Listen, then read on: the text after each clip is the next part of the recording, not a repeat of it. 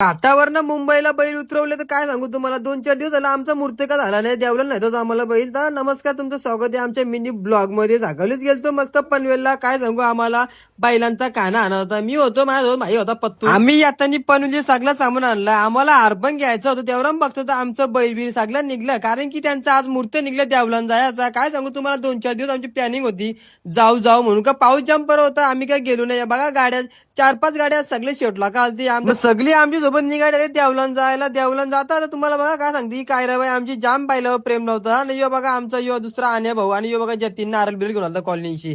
बाईचा पण जाम जीव आहे. आणि आमची पुढे सगळी गँग चालली. 2 मिनिटं पोहोचलो आमच्या मंदिराजवळ. बाईला पण आमची इकरणं आली नाही. तेवढ्या आमच्या वहिनी ताडीबीट घेऊन आल्या मस्तपैकी. त्याला टेन्शन नाही, लवकर लवकर पूजा करते. आता मी तुम्हाला सर्वांची ओळख करून देतो. यो आमचा सुंदर टॉपचा बैल, आणि यो लाल तिशरवाला आहे ना, यो आमचा बाया दादा. तो नील तिशरवाला आमचा तो सनी दादा.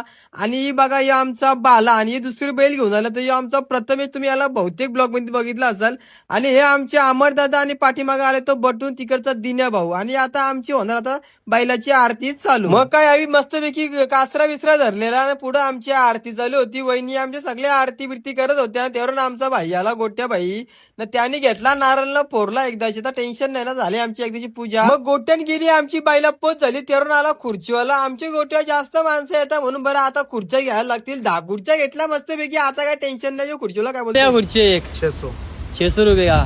आता आमच्या गोट्या खुर्च्या पाहिजे होत्या. आता गोट्या भाईने खुर्च्या आम्हाला गिफ्ट केलेल्या आहे. तू बोलतो 600ला एक खुर्ची, यार 500ला दे बरं. त्यांनी दिल्या 500ला 10 खुर्च्या घेतल्या. मग चला आता भेटू आपण उद्याच्या ब्लॉगला. Tata bye bye. Like share follow करायला विसरू नका भावनो.